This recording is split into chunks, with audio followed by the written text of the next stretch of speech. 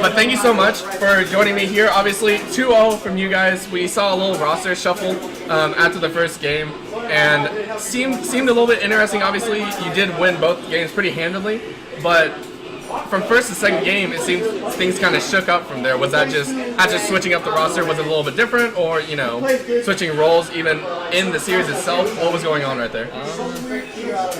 Just swapping it up a bit. Yeah, making the game interesting. Making the game interesting. So explain to me the Rumble pick, because the Rumble pick obviously did not seem to work out as well as you wanted to. A lot of getting caught out by the Elise. A lot of face checks, fighting without equalizer, all that fun stuff. Yeah. How much practice have you had on this champion?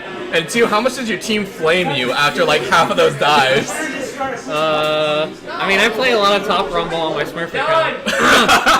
But first time Rumble jungle didn't work out very well. And I couldn't gank any lanes, apparently. So I was just like running around, like farming, being useless. Alright. And feeding a little. Yeah. I mean, that was very evident if we go back and watch some of these games. So I have to state, something that I saw a lot more were a lot of these dives, and it happened almost every single time. And now that's something that doesn't happen very often is after one dive doesn't work, most teams will just stop diving overall. So Kirby, I wanted to ask you, because you're like the recipient of this stuff, because watching him die almost every single time has to be heartbreaking. What was going on in your mind, and what was the communication saying, let's keep trying to dive this? Well, we've been watching a lot of Chinese games lately, and we were just trying to adopt their aggressive play style. And, I mean, if a dive doesn't work out, you just got to keep trying, because, like, you miss every shot you don't take. Pulling in some old, that is like the most old school sayings right there, which I absolutely love. But it made for very interesting gameplay. Obviously, a lot of 50-50 shots ended up not going your way. But I will say, very strong lanes coming out no matter what. The Gangplank obviously doing quite a bit of work, even though it was a 4-0 Lux in the mid lane. So 5-0. Sorry. That's my bad. Sorry, guys.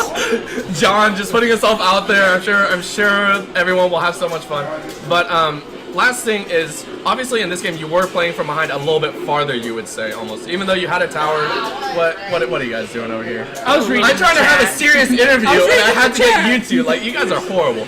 But I have to say, against a team like this, obviously you guys are the crowd favorites, but you guys are coming out with like a slight deficit, about, I want to say like 7-5, 8-5, during that time. What was the mentality going through? Did you guys still think you guys were ahead? Did you guys still feel ahead? Or were you guys a little bit worried even that they could still come back?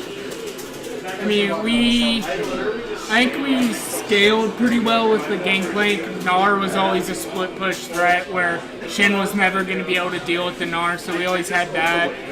And it just kind of, like, Gnar's pressure just kind of freed up the rest of the map for us to play aggressively, look for dives and, like, roams and stuff.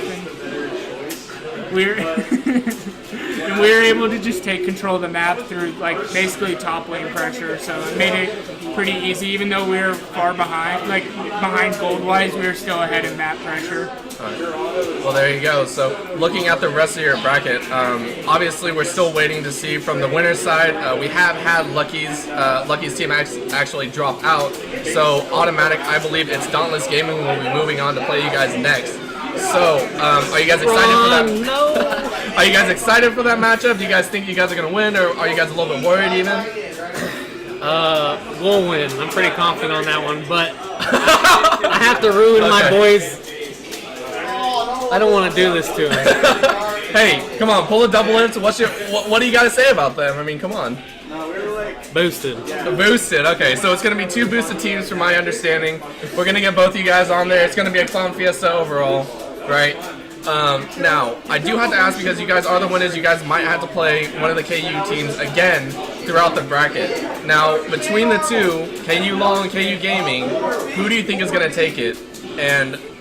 Or which one would you prefer to actually face coming into the loser side? Well, I don't think it matters because we'll beat the crap out both of them. There you go. We'll beat them both. Straight from Kirby's at the mouth same here. time, 10v5. I mean, we only lost because we threw the game screwing around. Yeah.